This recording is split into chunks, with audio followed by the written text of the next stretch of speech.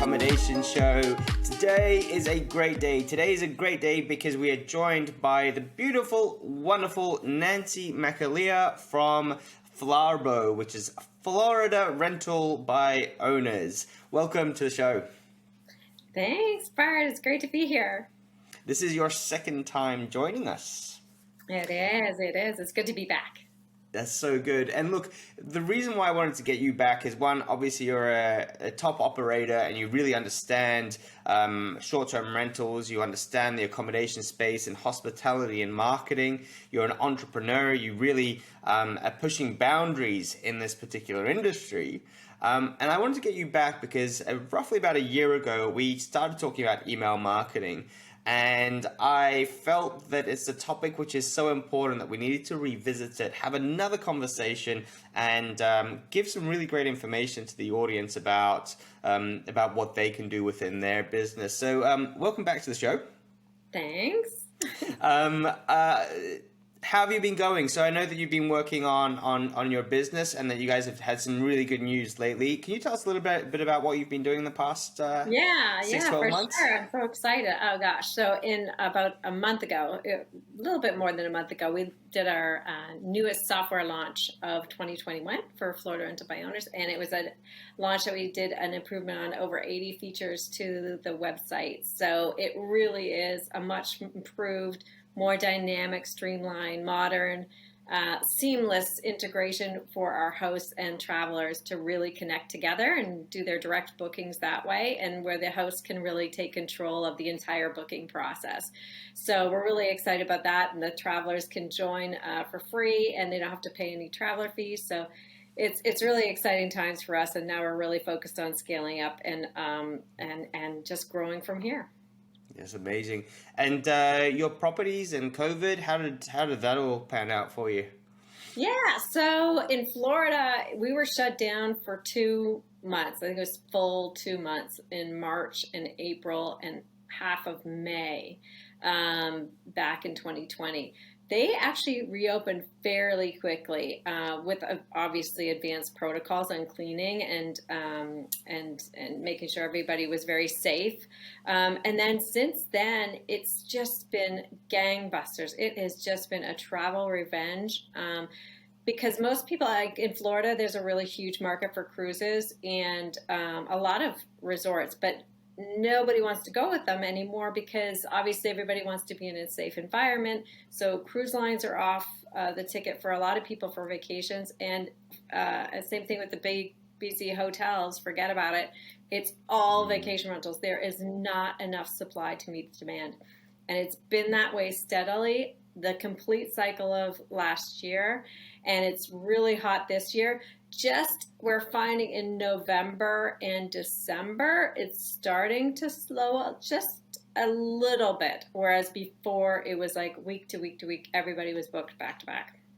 Yeah, look, we found the same thing over here when we were open. We've had a lot tougher time over here in Australia where lockdowns have been sort of incessant and create a lot of uncertainty for people as well, so that they make a booking, they're not sure whether it's going to stick and that sort of thing. So awesome. So you did all right. So you've done really well over the past little while with the business. Tell me, just curious, direct bookings versus not direct bookings. What was the percentage, and how did that part play out?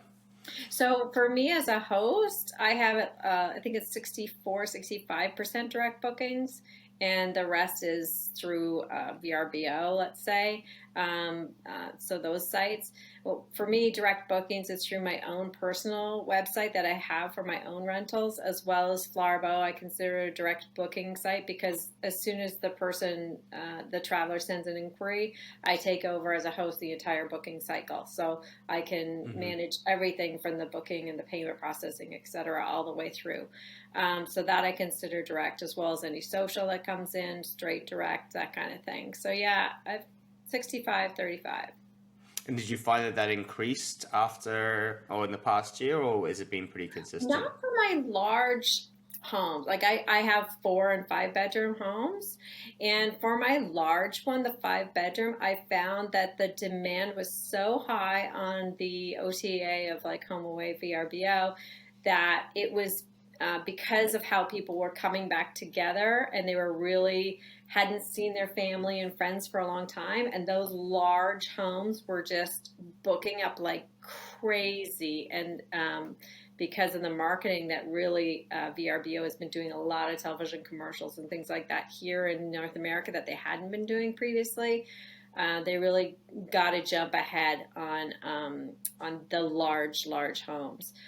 So that did come down slightly for me, and so much so I actually turned it off. The large homes, I turned it off in VRBO. I'm like, forget that. I don't want so many bookings to come through that way. And so that was to conserve some margin and get more direct bookings and create some more availability in your calendar. Pay less expenses with processing fees and stuff like that. I can save a lot of money that way. Yeah. Well, absolutely. When you've got sort of fixed costs of your properties, that extra 10-15% margin, it really increases your profitability by more than that 10-15%, right? It can double your profitability if you're, depending on how you're doing. Cool. All right. So what I love about you is that you're doing that side of it. You're also running a tech company now and understanding sort of that guest journey of guest booking, direct and booking through FLARBO as well. Tell us about FLARBO quickly, how it works, what it is. Yeah, so FLARBO is really easy, where any host can join up. It's very similar to maybe an Airbnb VRBO experience where you can sign up and just list your properties very easily. We do require documentation that proves that our hosts are owners, so we do a verification process there before their listings are published. And then from there, our job at FLARBO is just to like drive all the booking inquiries that we can to that property. And then from there, the host just takes over. So we have the inquiries sent to their dashboard and a copy to their email address of their business that they choose, or even their personal, whatever. And then from there, we feel that they're the best to really take that lead and then turn it into a sale. For us, it's like on average, for every 5 inquiries, you get 1 booking. For me as a host, I can close a booking to every 3 inquiries. So, I mean, there's a lot of tools that we as hosts have that are our own tools and branded tools that I send all of my inquiries that come in to my own website so they can view a better video of my properties. And then they fall in love with the information that's on my website. And then they like all the extras that I provide, such as, free membership to the fitness club that's close by. All the extra amenities that I have. I have 2 sets of washers and dryers. I have a barbecue grill. I have a charcoal grill. I have, 2 full-size fridges, stuff like that. That's really extra with all the bells and whistles in my houses, like the backyard beaches, all that kind of jazz, the tiki huts and stuff. So I really find that flow of my inquiries that I have, like a journey that I follow. After I get the inquiry, I send them to my website, then I send them the quote right away. Really helps me close the sale in the best way possible, which I can't do from a site like a Airbnb or VRBO because I can't get the contact details from that guest. I can't get them off that platform. So that was a huge sticking point for us, my co-founder and I, Michelle Totini, and that's why we made FLARBO. And we feel that really our hosts are the best ones to close the sale to the traveler, and that's where they'll have the most success. So it's going really well. We have, like I said, there's so much demand and not enough supply. So we'd love to get more people on board. If you're in the Florida area, you have a property in Florida, hit us up. We'd love to hear from you. And, when's the global domination coming in? When's that in your plan? Because obviously there'll be people listening from all over the world saying, "This sounds great. We want to get on board." Yeah. So right now we're just focusing on Florida until we perfect it. And it's a $33 billion business in Florida for accommodations.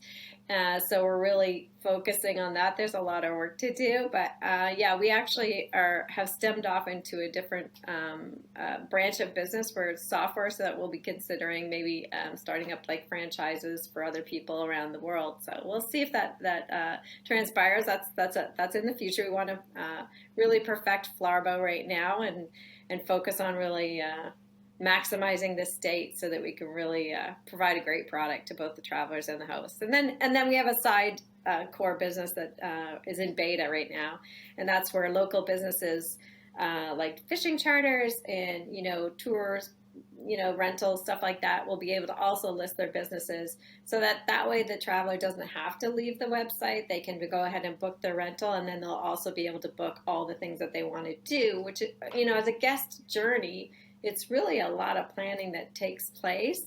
And it's really time consuming. So if we can provide that all encompassing core for the Florida market, that's really what we want to do, and really how we want to service our travelers. And then we have other ideas for the back end for the host as well, with the marketplace that will be able to provide them. That's also beta coming out. So we really want to be like the hub of everything to do with Florida vacation rentals and the whole experience of booking a holiday. So it's exciting times.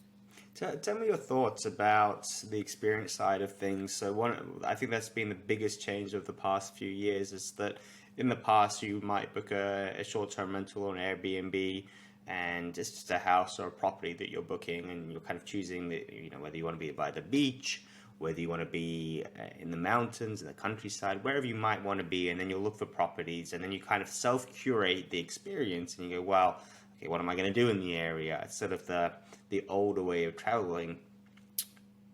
I feel that it's changed, and now we're trying to book a whole experience. So we want to know that not only are we booking accommodation, we kind of expect the accommodation to help us a bit, because they understand the area a bit better, and to say, hey, you can do all these wonderful things when you're here.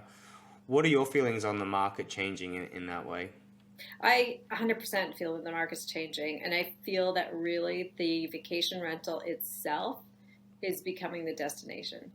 And the reason why I say that is because I'm seeing in a lot of the new homes that are being brought into the marketplace in Florida specifically, that these homes are really becoming the destination point for the traveler, in respect of, I'm seeing like putting greens in the backyard, and I'm seeing, the backyard beaches, which I talked about, and the tiki huts, and like really that home is becoming the resort.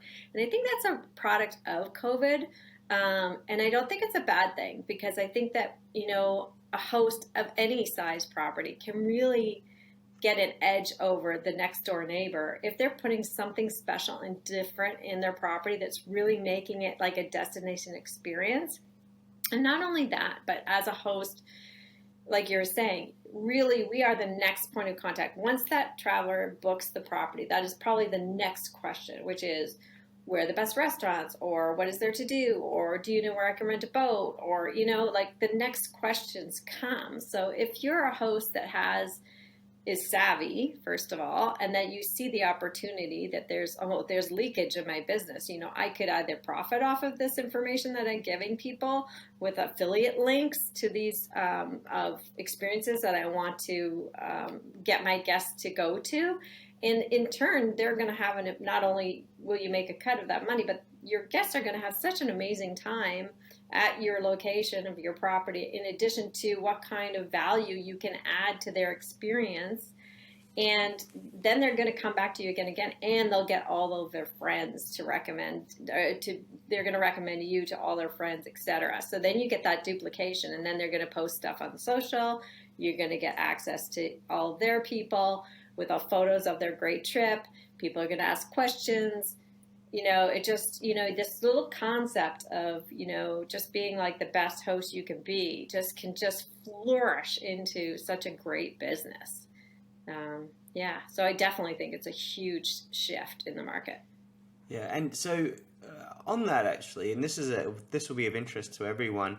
When you are doing the branding part, and you said that you've got a number of properties, are they all sitting under one brand, or are they all individually branded?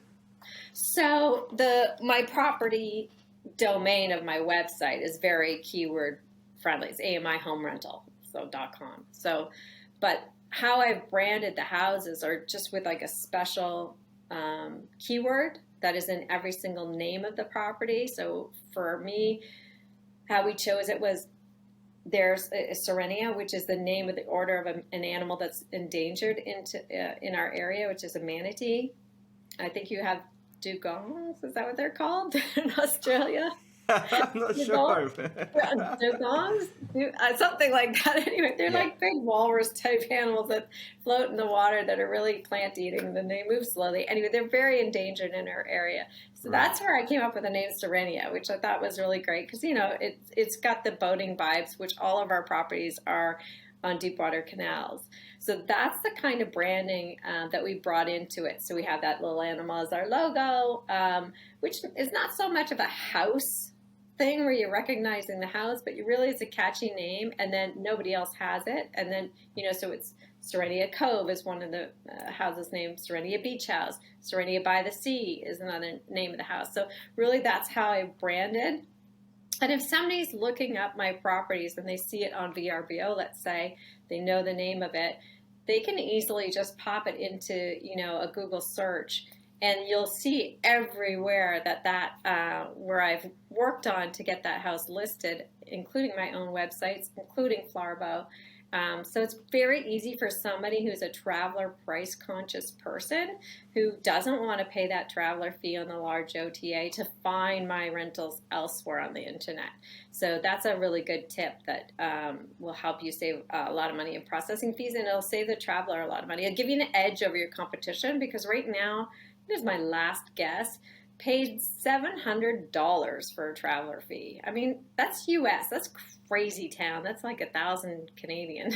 It's like, that's a lot of money. So people are wising up. They don't want to have to pay that kind of money for, just pressing the book now button on a listing site. But so that's basically how we branded to really make sure that we're easily found if somebody's searching for the houses by name. I love it. And then so with that brand, that master brand, so you've linked it all by name, and and they also linked. And one thing that you said is they're all in terms of their location, in terms of the setup, they've all got a commonality. Are you selling the same brand as the same level of sheets, the same level of service, the same Nancy McAleer touch, fairy dust put onto each property as they come in, so that then when you're doing your marketing, and this is what we're going to talk about, is the email marketing, is tying that in so that if someone stays in one property, then you can sell them another property, and then it makes sense for them to go, okay, cool, I know what I'm going to expect. Is this all conscious in your marketing plan? And what can you teach us? Yeah, it's very conscious in all of my thought processes in the marketing and the branding, so that at any home, we always have 2 washers and dryers. So that way we have large groups. And we don't want the cleaners to take the linens out. We've got the Weber barbecue grills and stuff. So the quality that we're offering is all standardized throughout the whole houses, all different houses. And then it's all the same type. We're after the boaters who are coming to Florida to either enjoy kayaking or boating or jet skiing or trailering their boat. We have a lot of people that trailer the boats down to Florida from different states nearby. So we're going after those people. So that's really a niche. So from there, even on my website, that I'll go ahead and create a boater's guide specifically for Anna Maria Island. So that's another opportunity for me to capture that niche market who I know is going to love my houses and are going to come back to me again and again and again looking for that type of vacation that they really crave.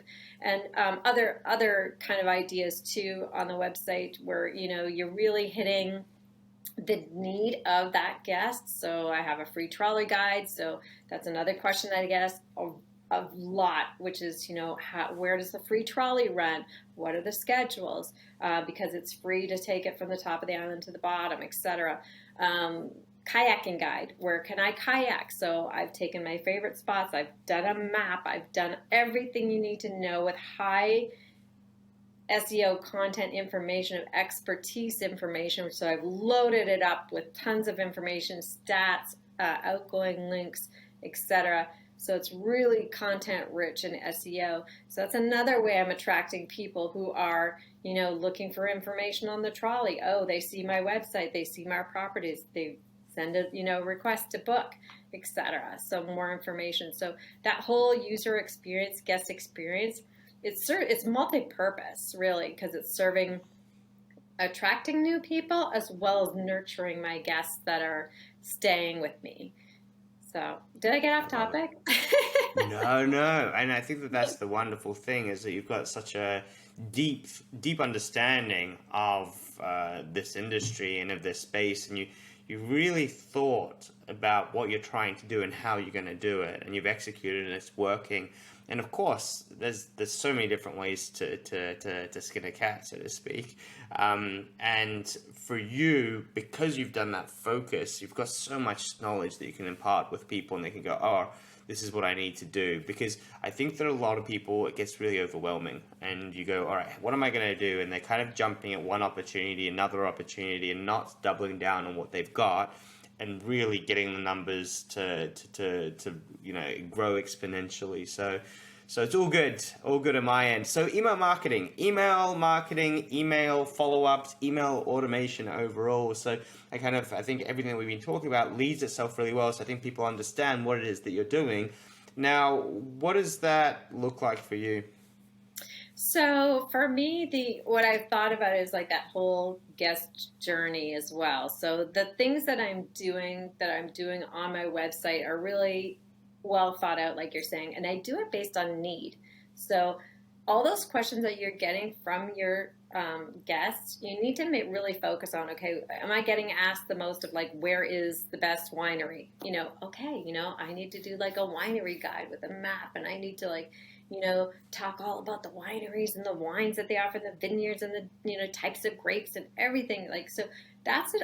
Really start with the need of what's happening with the guests that you have. And that will simplify where you're starting from. And then when you talk about an automation, really I use a lot of newsletters, and in addition to my property management software. So when a guest books, it's an automated trigger that's sending out, the rental contract and all the boring and dry stuff, like, payment details, that kind of thing.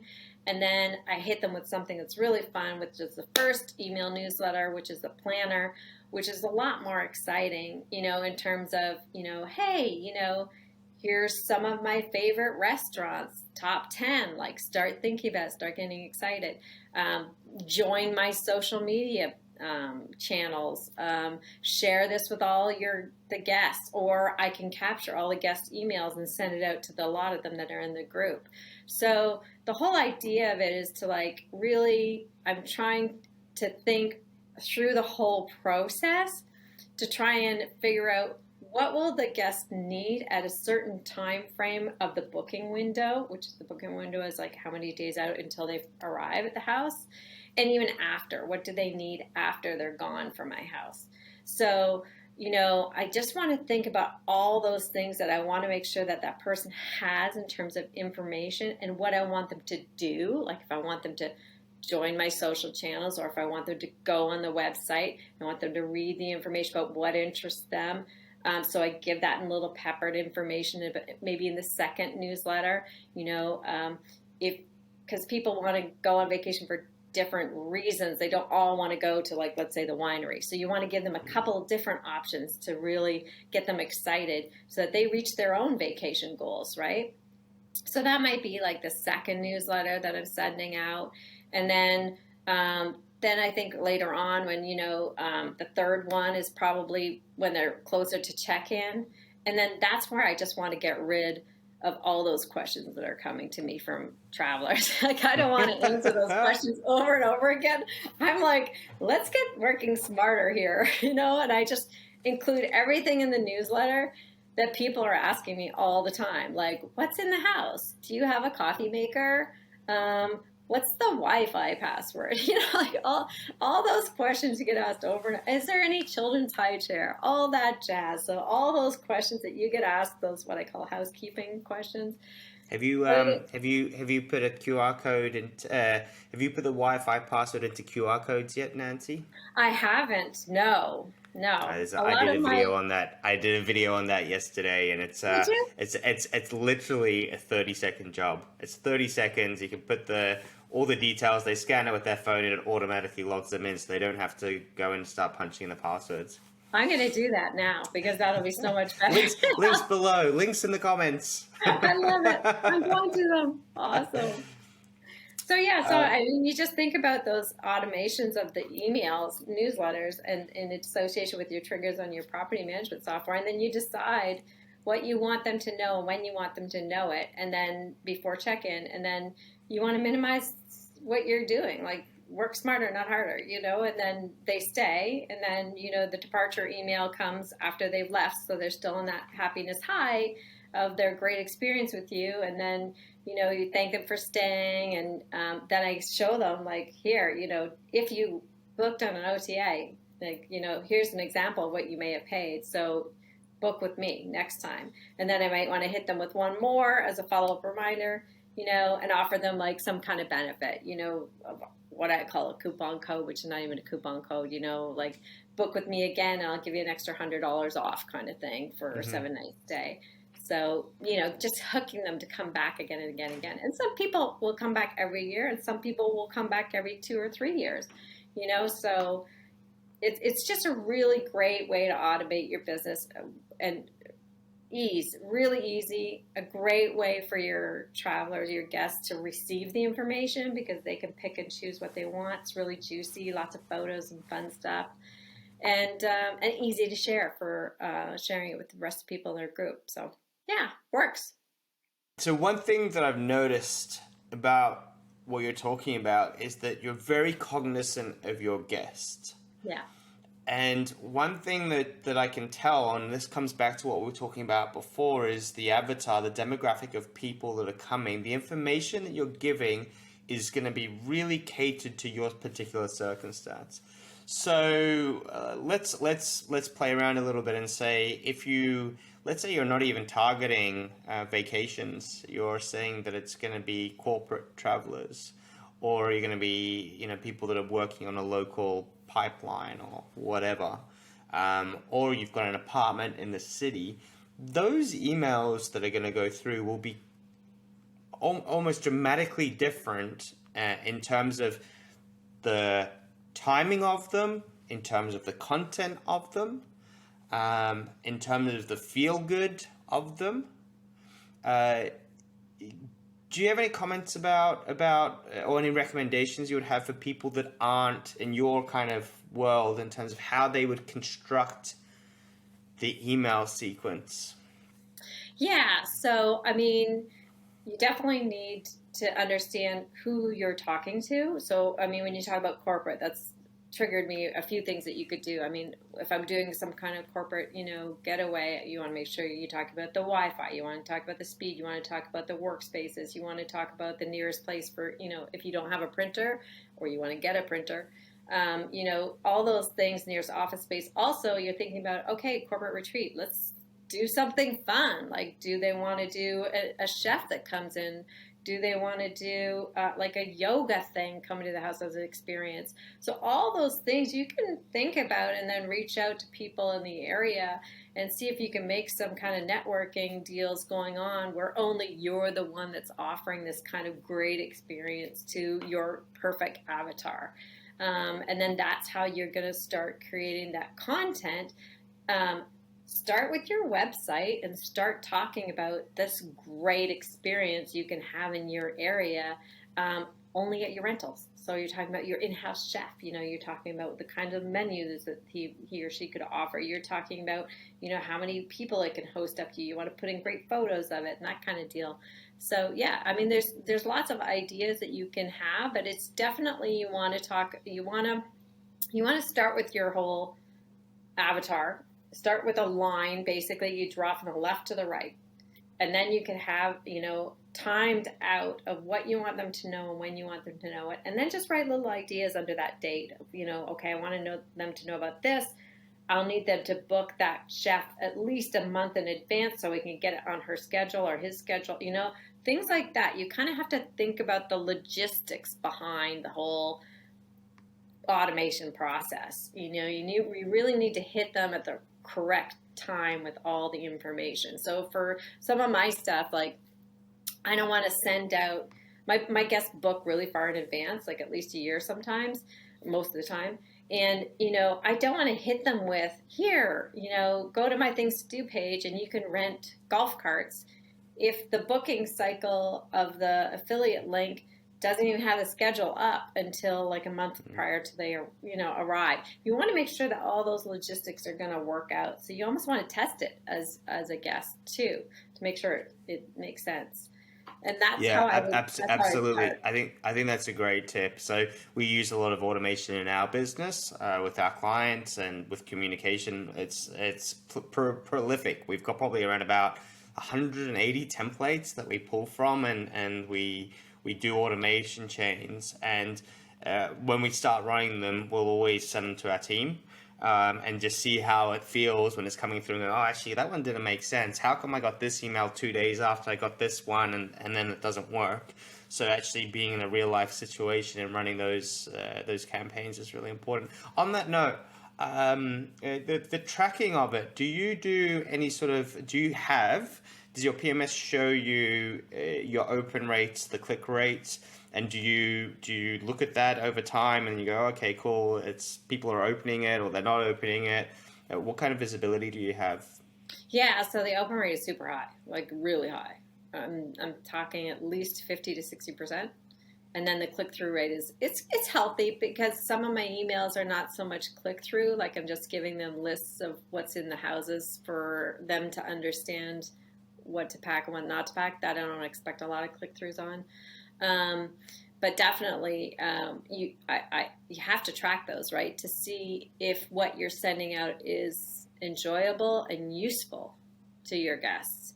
And then a lot of the times I'll have people that just email me back a question right away as soon as they've received the newsletter, because it's coming from my email address that I use for my business. I keep it the same because it's a small business. I'm not going to spam people. It's not going to be, an issue with my email. And they'll just reply back with another question or, more details that they might need to know. So I know that they're using it often in addition to the click-through. And then I can also see it in the bookings too with my affiliate links. So that's another KPI indicator that they're successful. Yeah, that you're doing well on them. Yeah, look, I think that's a key part is that you can see that open rate. And one of the things that I would give as a tip, and I love your thoughts, is quite often, like you said, all right, map out the journey, right? So you're saying 1 month before, and this is an important one, is that you're doing probably a first email just after they've booked, and then everything else is relative to when they're staying, rather than the other way around, right? So if it's 6 months or 2 months or 3 months, then you're creating those emails. So like maybe 6 months before they come, you want to send them to your blog so they can get ideas about, what's happening, or you want to send them to some guides, so they start thinking about stuff that they can do. But like you said, as you get closer, when they're starting to pack, maybe that's got to come out a month before or 3 weeks before. And they'll be starting to their packing and stuff. Yeah, and as you said, so you've now kind of mapped out roughly what you're thinking, and then a lot of people won't really know what to put in the email, or they'll kind of think and then they'll start to populate the email. My biggest tip is just put what you think should be in there. Start sending it out, and as Nancy just said, your audience will tell you what they need in the email, because they'll send you an email with the next question, and they'll say, oh, what about the local places to go swimming or whatever, and then all of a sudden you go, all right, we got that question, we can add that back into the email chain, and then we're giving that information on the front foot. And the same thing is that if they've already checked in and they're in your property and they're still asking you questions about whatever you've got, you can go back and you can, hold on, we could give that information at different stages of the booking process. And then the other thing is just don't, sorry, Bart, I'm going to pop in just to talk about, on the newsletters themselves, don't put too much information in the newsletter itself. You really want to have a lot more photos and click-through buttons, the call to action buttons, so that they go to your website. Because you want people on your website and you want people reading on your website, because that's also going to help you increase in your Google rankings. So people are staying on the page longer. They're looking at things, they're reading things that are relevant to them. They're not going on and bouncing off, like that's the biggest, I think, challenge of hosts that have, 1, 2, 3 properties like myself as a host. It's the biggest challenge is to keep people on your website so it's relevant and to draw people in So you really want to make sure that the information in the newsletter is like a nice photo that's really juicy and exciting, a little bit of information, and click through to read, or click through to buy, or click through to book, whatever the call to action is at that time for that thing that you're putting in the newsletter. Don't do like an essay, because that's boring. Nobody's going to want to read that. Yeah, look, I'm in the camp of 3 5s and 7s, so 3 points, 5 points, 7 points if you must, but no more than that. And if you've got more than that, just you're asking way too much from people to read it, and they just won't read it. Yeah. So 2 questions. One of them is video. Have you started using video and that email chain? Yeah, I was really lucky. I was chosen by Matt Lando. He has a vacation rental marketing blog, and also he has a show called the Vacation Rental Show that he does. He goes around to vacation rentals, and I think it's on the web right now, and it's also picked up by a few networks overseas. So anyway, I hosted him once at one of our houses, and he did, and the whole concept is more like an Anthony Bourdain kind of thing, where he comes in and he enjoys the area, he meets the people. It's really like a local flair of what he showcases. And then I was down there at the same time, so I got to do some of the activities with him. Like I got to go riding horseback riding in the water, which is really cool, and things like that. Got to go with him for dinner. So that I included in my email, and it wasn't just to show off, it was to showcase the area, really. It was like, you're not excited yet? This will make you excited. Watch this and see what you can do in the area. And it's just kind of neat to have that kind of thing. And even if you don't have something like that, it's very easy to go ahead and make like a little video for yourself. There's so much software out there where you can go and be the tourist in your area and take little video snippets of what there's things to do and what you can eat, and just, be like a little TikToker and like put a nice little video together. And then that's really easy to load up in the newsletters. And so on that, my top tips for videos, if you have no experience with it and you want to do something, think 30 seconds to 1 minute. That's it. Do not go any more than that. It's too long. No one wants to watch it, I promise you. The second tip that I have is put together a few different things. So you might do a quick walkthrough of the house. You might do a quick introduction. Hi, welcome. You might go to the local cafe and just do a few still pictures as well of some of the food. And then jump onto Freelancer or onto Fiverr and give them all the content and just say, hey, can you edit it and make some sort of a video for us? Yeah. What's an even better tip is, if you don't want to do your own video, and if you don't really need to, and your business isn't that big, use a local tourism video. They spend a lot of money on doing exactly this and finding the best things to do in the local area. Just put that video in. What you're trying to elicit is an emotional response from people. And then the last tip I have is, do not try to sell the property. Try to sell the experience. No one really cares about like the couches and stuff. That's not the medium to give people this information. The video is not about trying to itemize the property. Anything else that I'm missing, or anything else that you would have to add? Yeah, I would just add that, those property videos, I love drone property videos, by the way.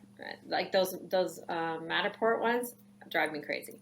I like the drone videos where they're high up, they're showing the aerial view of your property and its proximity to whatever the excitement is to come to your area, as well as doing the drone walkthrough in your house. But that video, I agree with you, Bart, it's got to stay on the property page that's on your website.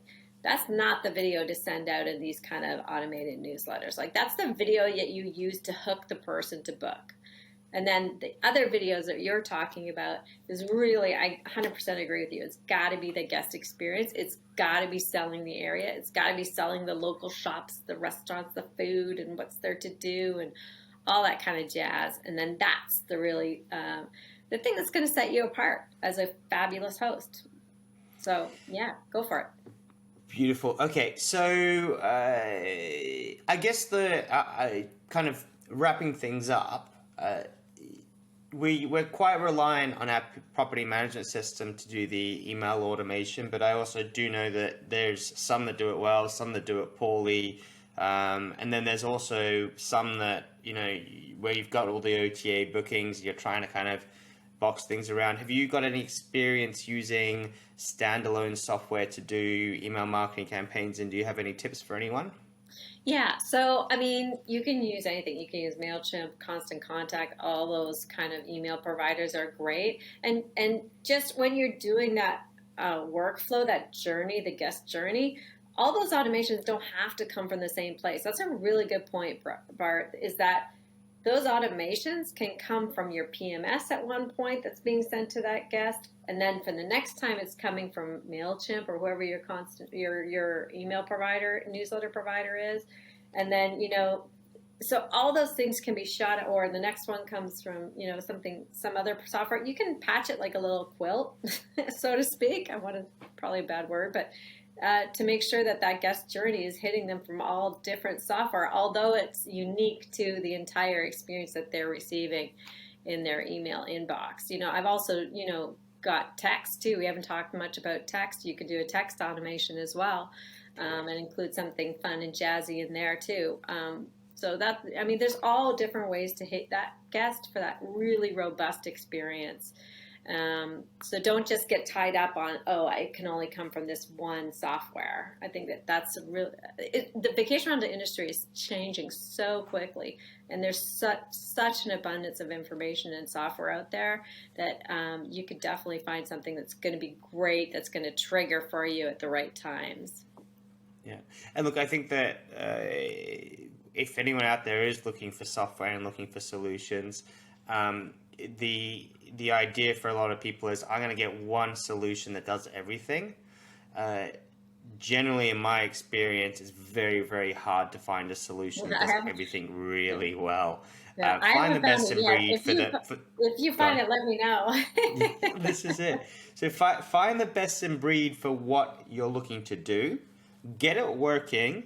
Once you understand what you're trying to do and how you'd like it to work, then you can always look at solutions that's going to work with what you're doing. So, you if it's email now, do email, and then you go, all right, then I need SMS. Then you might need to get another tool, but try to find one that does email fantastically, SMS fantastically, that integrates here and does all of that, plus has customization to understand who your customers are and what it's just super complicated and costs you a lot of effort, money, and it might not work. So just deal with what you've got, and then afterwards you can look at those bigger systems that can help you out.